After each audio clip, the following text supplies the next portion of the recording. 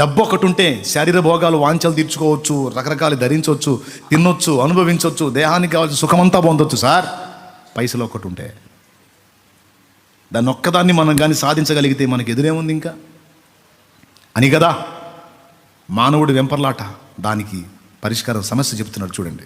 కొందరు దానిని ఆశించి విశ్వాసము నుండి తొలగిపోయి నానా బాధలతో తమను తామే పొడుచుకొనిరి. చెప్పాను ఇందాక స్టార్టింగ్లో, గుర్తుందా? వాడు చేసే కుట్రలలో ఓ భయంకర కుట్ర అది. కోరికలు రేపి, అన్ని కోరికలు దేవుడి నుండి పుట్టవండి, కొన్ని దైవం నుండి కూడా కోరికలు పుడతాయి. మన శరీరం నుండి శరీర వాంఛలను రెచ్చగొట్టి కొన్ని విచిత్రమైన కోరికలు పుట్టిస్తాడు. ఆ కోరికలు తీర్చుకోమని నిన్ను రేపుతాడు, కొన్ని అందుబాటులోకి తెస్తాడు, కొన్ని అందిస్తాడు, అనుభవించనిస్తాడు. వాడు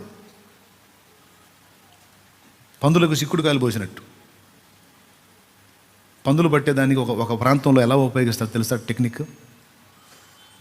ఒక దొడ్డు ఉంటుంది, దానికి ఒకటే ద్వారం. పొలం మీద పందులు ఉంటాయి. ఆ పందుల్ని ఈ దొడ్లోకి తీసుకొని రావాలా. వాటికి ఇష్టమైనవి కాయలు ఉంటాయి.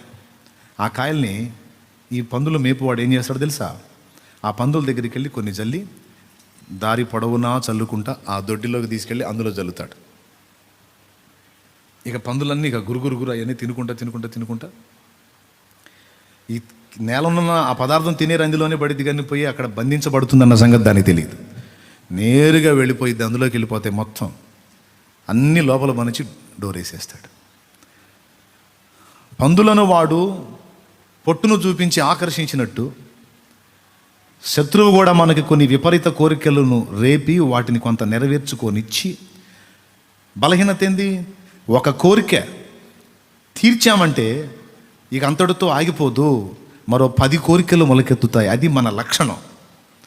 దాన్ని ఆధారం చేసుకుని వాడు మనలో విపరీత కోరికలన్నీ మొలకెత్తేటట్టు చేసి వాటిని చూపించి అందనట్టు చేసి లాగి తీసుకొచ్చి అసలు దేవుని ఉద్దేశం నువ్వు నెరవేర్చకుండా, దేవుని చిత్తం గుర్తుపట్టకుండా, అసలు ఆ తలంపులే నీకు ఎక్కువగా రాకుండా, నీ దృష్టి అంతా భూ సంబంధమైన దాని మీద ఉండేటట్టు నిన్ను ఆకర్షించి, ఒక గొప్ప పాత్రమైనా సరే నువ్వు పనికి మాలిన పాత్రగా, పనికి రాని పాత్రగా నీ బ్రతుకు తెల్లారేటట్టు వాడు నిన్ను మోసం చేస్తాడు.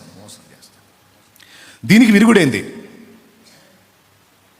విరుగుడేంది అంటే భూ సంబంధమైన వాటి విషయంలో దేవుడిచ్చిన స్థాయిలో ఎక్కడికక్కడికే తృప్తి చెందటం అనేది సాధన చేయాలి.